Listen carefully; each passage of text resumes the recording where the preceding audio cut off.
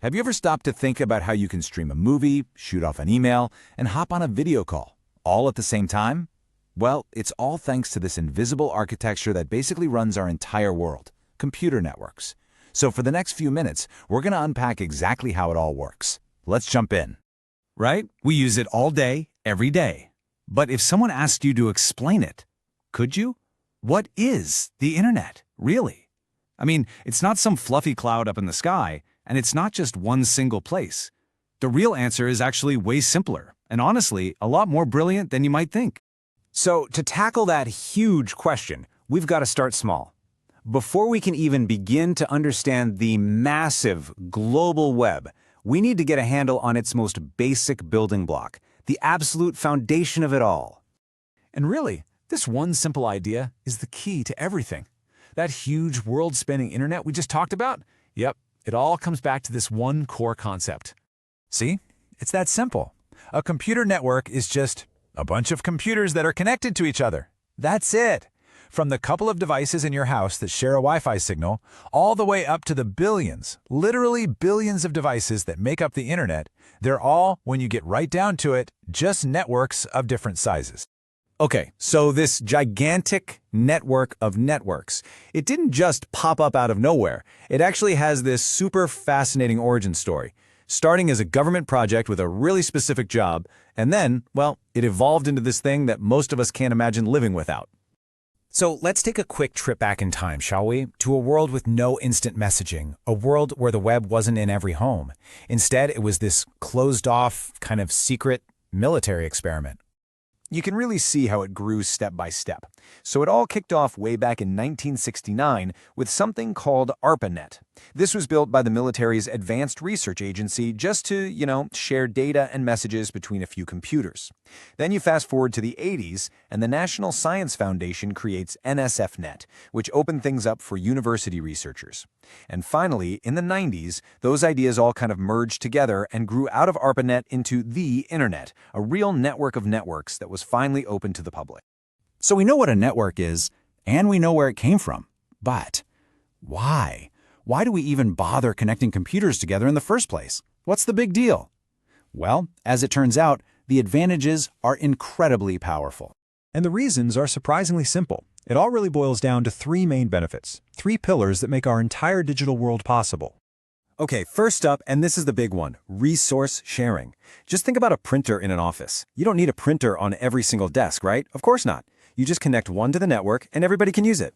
Second is improved communication. This one's a no-brainer. We're talking email, instant messaging, video calls, the whole shebang.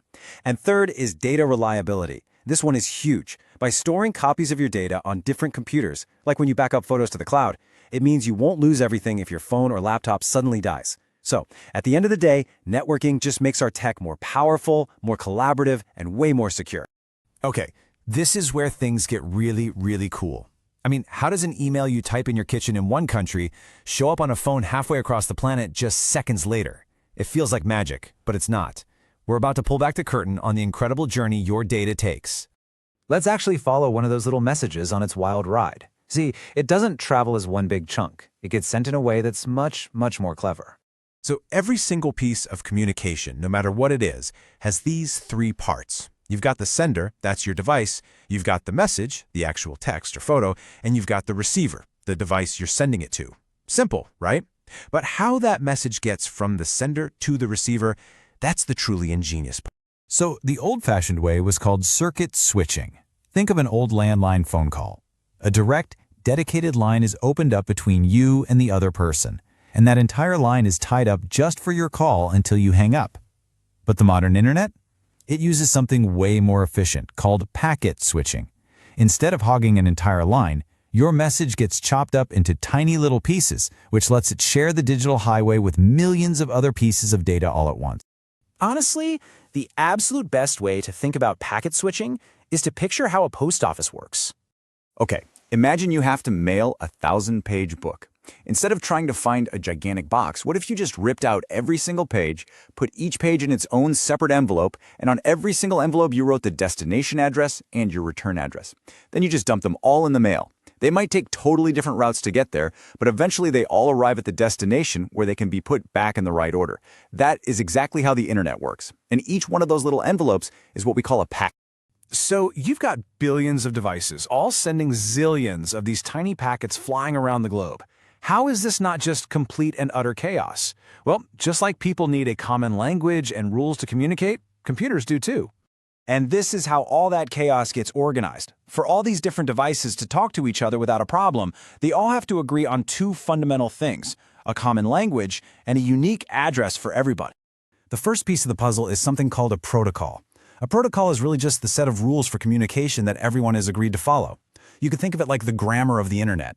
It's what makes sure a computer from one company can actually understand the data being sent from a smartphone made by a totally different company. They all speak the same basic language. And second, well, if you're sending packets through the mail, you need an address, right? Same thing here. Every single device connected to the internet, your phone, your laptop, your smart fridge, you name it, gets assigned a completely unique address. This is called an IP address, which stands for Internet Protocol Address. It's basically the digital version of a street address, and it makes sure every single one of those little packets knows exactly where it's going. So there you have it. From a simple idea of connecting computers to a